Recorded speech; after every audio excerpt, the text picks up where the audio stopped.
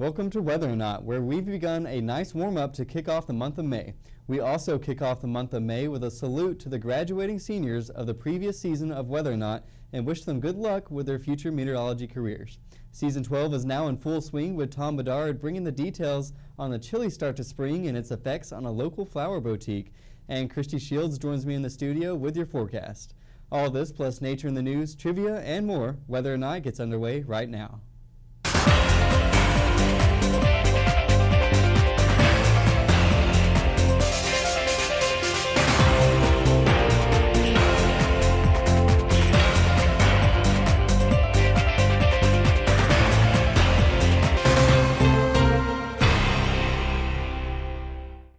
Well, thanks for tuning in today. I'm your host, Travis Patterson. And I'm your forecaster, Christy Shields. Well, Christy, we started off the week a little chilly. I was luckily inside, stuck studying for finals. Not lucky that I had finals, but glad there was no warm weather outside to tempt me to drag me away from those finals. It was a little bit chilly at the beginning of the week, but by Wednesday we saw a temperature around 69 degrees for the high, averages around 67, so we are seeing spring-like temperatures right now during the week, and the weekend is looking pretty nice to calm you down from all those finals you had this week. That's right, you heard it from Christy herself. We have some warm weather to look forward to this weekend to get outside and catch up on some rays and much-needed warmer weather. Yes, and even enjoy all the flowers that are planted around campus. It has been beautiful lately around here. And speaking of flowers, Tom Bedard actually has a feature on a flower boutique downtown, and would more on that later in the show, but for now, starts Nature in the News.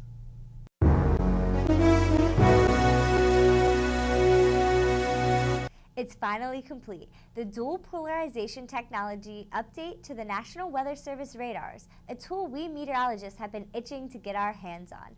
Dual polarization, or dual pol, is an advanced technology that helps forecasters peer inside storms and know what is falling out of the sky.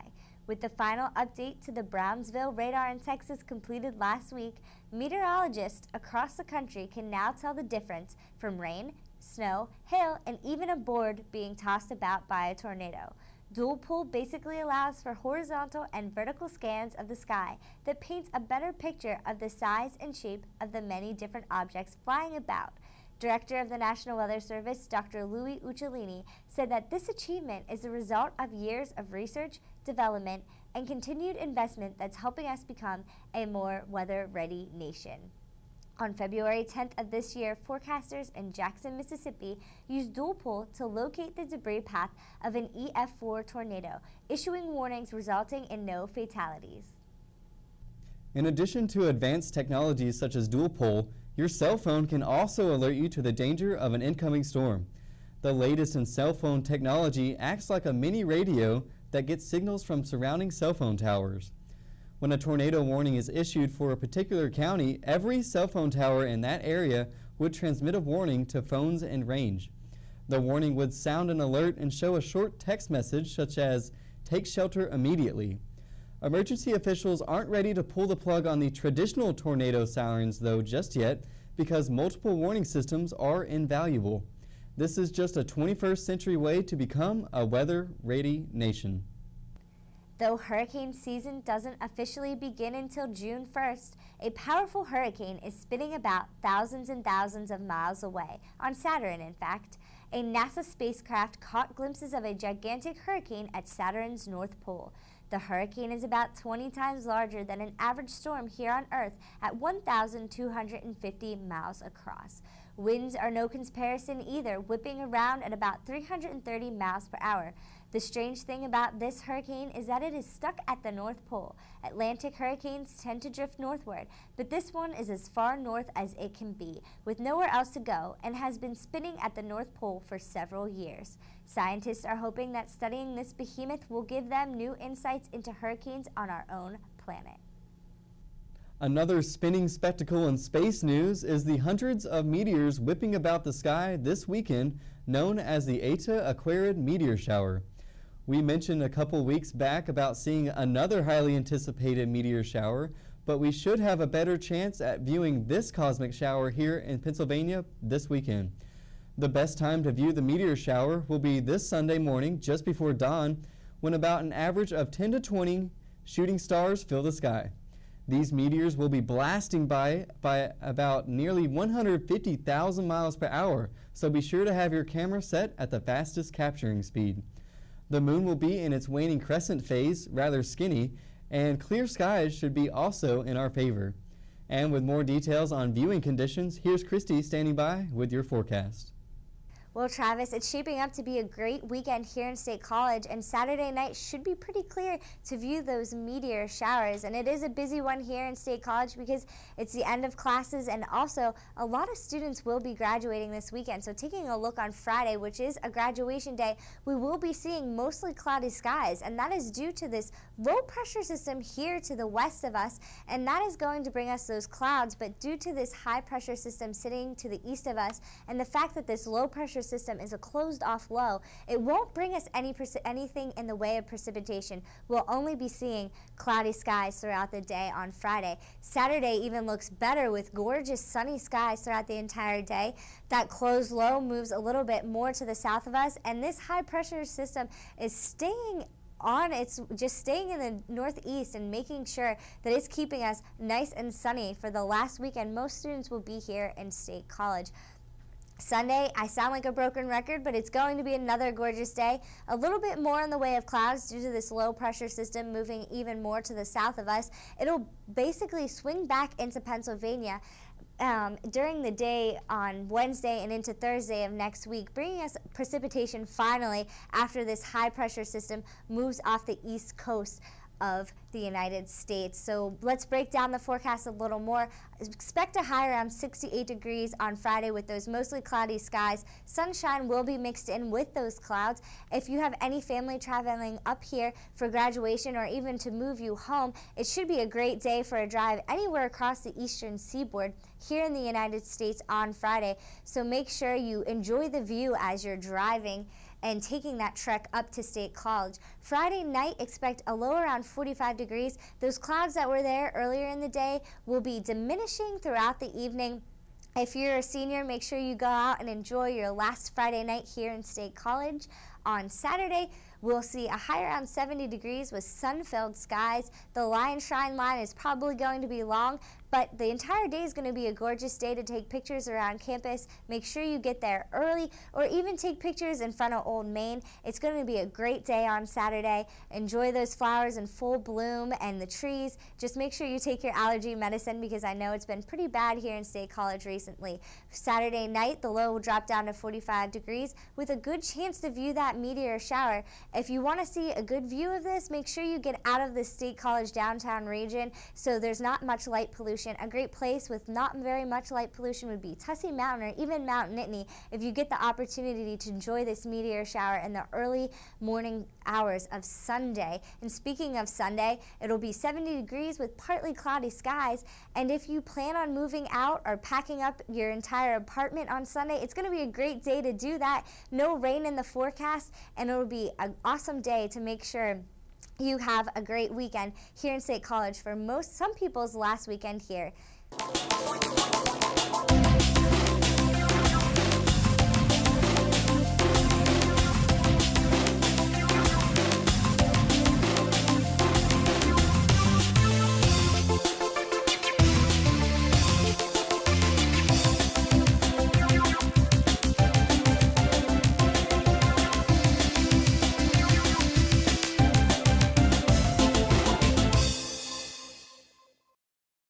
It's early May in Happy Valley, but you couldn't tell that from a stroll downtown. Well, it's what is normally a warm season for this region of the United States. Town goers are still sporting heavy sweatshirts and light winter coats.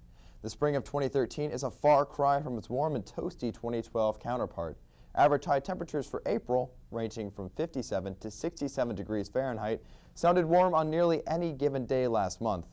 Blue and White weekend, April 20th through the 21st, was one of the coldest weekends of the month as Saturday night's temperature plummeted to an Arctic 26 degrees. The Blue and White game itself was a very late winter wonderland with snow showers and low temperatures gracing the not-so-fair-weather fans of Penn State football. Who's to blame for this chilly spring? As Punxsutawney Phil comfortably hides in his warm burrow, our gaze shifts over the Atlantic to the icy reaches of Greenland. High pressure moved into position over this North Atlantic island during the late winter and began to work its wintry magic. Now, as it moved into position over Greenland, it took the jet stream and moved it farther north. And when it did that, it also helped shift the jet stream farther south in the United States. Areas like the northern Midwest, Pennsylvania, and New England began to see a flow of air from Canada that was much cooler than average, much cooler than what we're used to. We were also a bit stormier than we were used to, with clipper systems originating some from Alberta, Canada, that were known as Alberta Clippers, would come through and they'd arrive and be gone in a day. So these storms would come and they'd be very short-lived in nature, but for most of the early springtime at least, we were very cold in the northeast. And the pattern looked a little bit like this, although overgeneralized, the cold air was locked in the northeastern United States and warm air was nicely settled in the southwestern United States.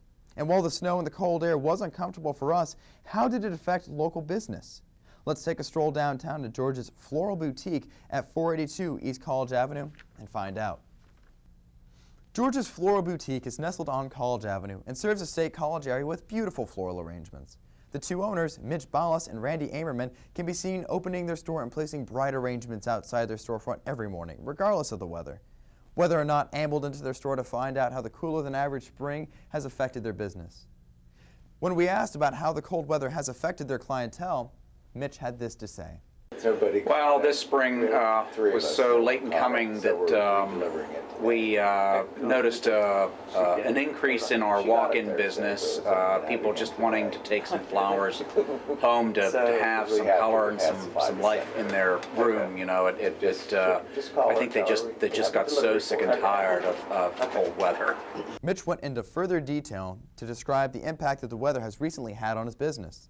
The flowers that George's Floral Boutique turn into vibrant creations are flown in from all across the world, with a few particular plants grown in local greenhouses. Because, as Mitch noted, greenhouses are environmentally controlled, they're not necessarily greatly affected by seasonal variations.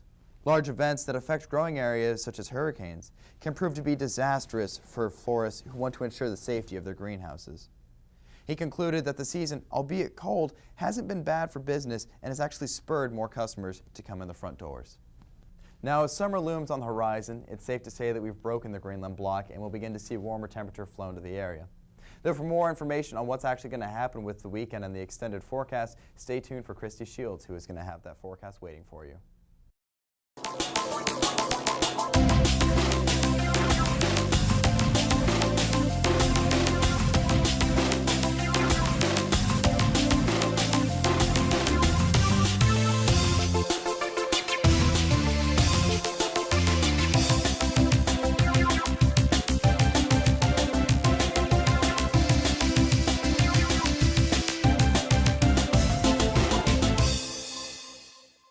Thanks, Tom, and it will be a pretty great weekend to go out and enjoy some flowers.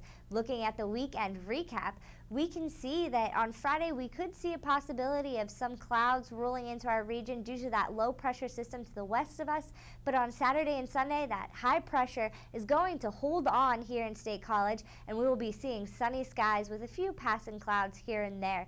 Temperatures will stay steady around 70 degrees for the entire weekend, with the low dropping down into the mid-40s. Taking a look at the extended forecast, Monday and Tuesday again of next week will be nice, and Tuesday clouds will start to roll in for a midweek shower possible Wednesday and Thursday. By Friday, those showers move out of the region and we should see clearing, with temperatures staying steady in the high 60s to lower 70s, which is average for this time of the year. Well, it looks like we're moving into a period with some much welcomed warmer weather. We definitely are moving into warmer weather, but unlike the normal in springtime, we aren't probably going to see any severe weather in our near future. That's right, and that actually brings us to our Weather Whiz quiz, where we asked you back at home, how many dual polarization radars have been installed across the nation, including Guam and Puerto Rico? Was it A, 135, B, 160, C, 190, or D, 250? And the answer is B, 160. And yes, dual pol definitely gives us a clear understanding of what's going to be happening with the weather, which is great to communicate to the public. That's true, and those 160 radar sites don't come cheap. Each site cost us about $225,000 a pop, but it's priceless when it comes to saving lives. But that about wraps it up for this week's show of Weather or Not. I'm your host, Travis Patterson. And I'm your forecaster, Christy Shields. We'll see you next time.